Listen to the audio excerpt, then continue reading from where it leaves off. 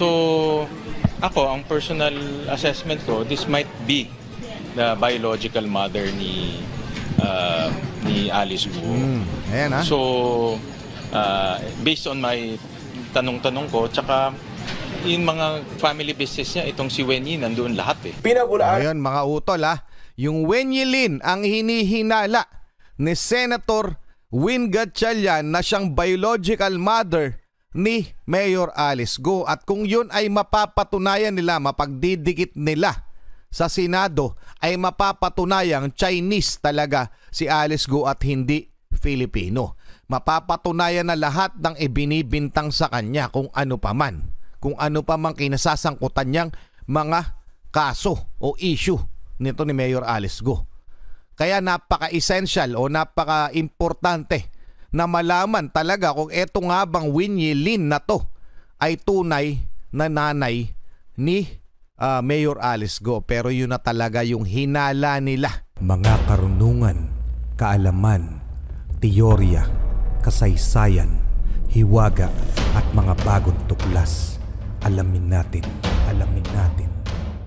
Ngayon mga utol, pagsasama-samahin natin yung mga naging pahayag ni Senator Risa Hontiveros at Senator Win Gatchalian ukol sa pag-iimbestiga ng pagkatao ni Mayor Alice Guo. Dahil alam nyo naman, mga utol, questionable masyado yung nilabas niyang birth certificate at yung marriage license kuno ng kanilang mga magulang. At yung kanyang mga magulang di umano, ayon kay Mayor Alice Guo ay si Angelito Guo at si Emilia Leal. Pero ayon kay Sherwin Gatchalian, kay Senator Sherwin Gatchalian ay hinihinala niyang Chinese di umano ang magulang o nanay ni Mayor Alice Guo. So pakinggan muna natin itong mula sa PTV Philippines. Senator Gatchalian may napansing questionable sa mga magulang ni Mayor Guo. Okay? Pagsasama-samahin natin yan, pakinggan na natin. Sa gitna ng mga kwentong bumabalot sa pagkatao ni Bamban Mayor Alice Guo kaugnay sa kanyang pamilya, sabi ni Senator Sherwin Gatchalian, mayroon siyang obserbasyon hinggil sa nanay ni Guo. Sa gitna pa rin niya ng investigasyon ng Senado hinggil sa mga umano'y illegal na pogo sa bansa. In the mother, there's a big possibility na itong si Emilia Leal is a figment of imagination. Walang ganitong tao. Yung kanyang Ayan mga utol ha. Malinaw yun ha.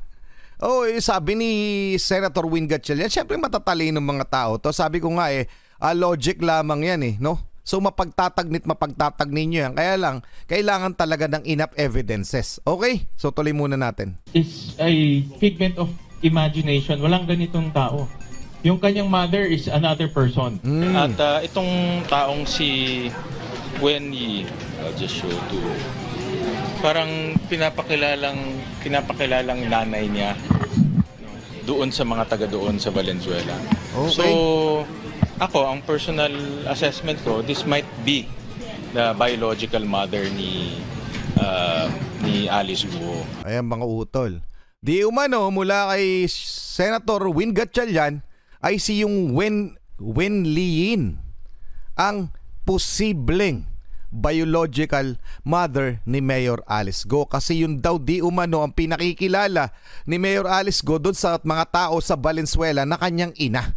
Okay, so si Emilia Leal na sinasabi niya sa Senado parang imahinasyon lamang.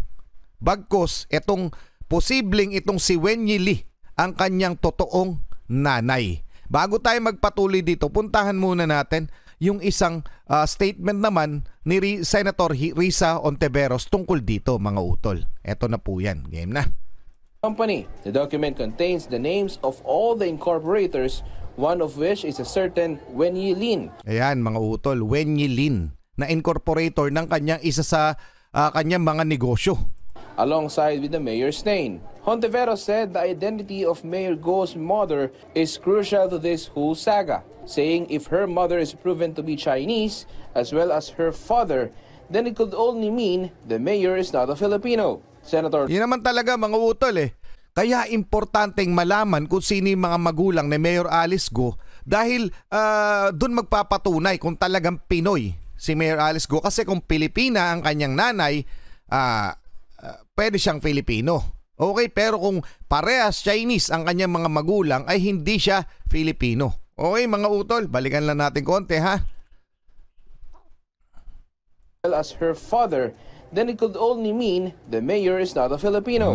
Senator Lauren Legarda shared her thoughts, meanwhile, on the issue hounding Go. It could be a pre-picked invasion. Nakikita natin na hindi naman magagalit na sa karagatan o sa ere ang mga invasion na yun. It could be cultural, economic. This time it's political. This time it's political. Tama naman talaga mga utol, no?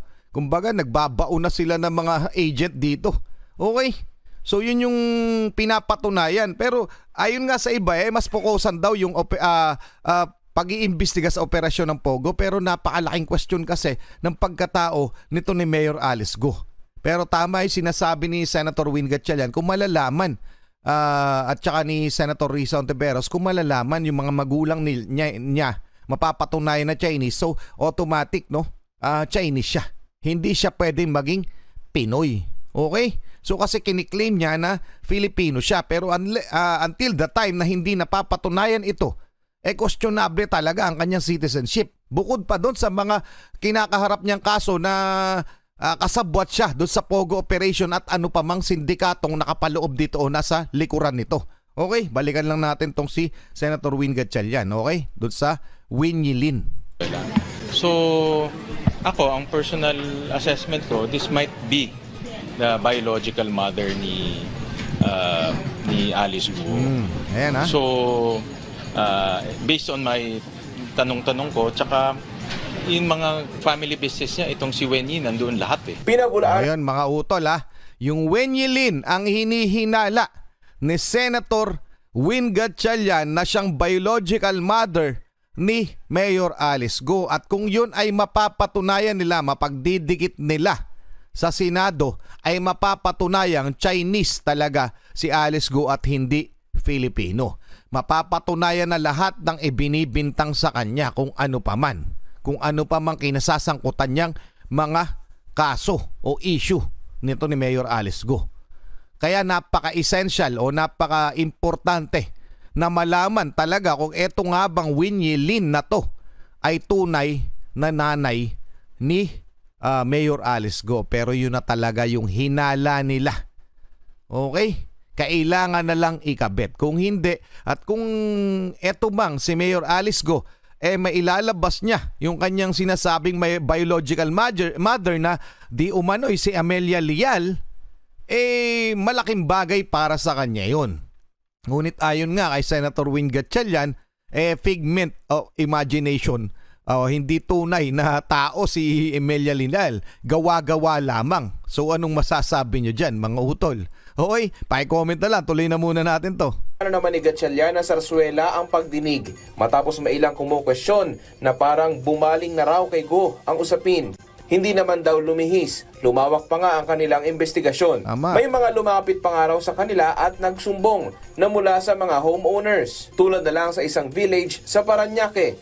Nangreklamo raw ng mga residente pagdami ng Chinese national sa lugar. Marami ring mga allegations na konektado ito sa Pogo, no? Dahil nga sa gabi dumadating or lumalabas yung mga sasakyan. So mayroon ding mga issues of may mga naaresto ng mga local police. Tanong lang ngayon. Teka lang mga utol, no?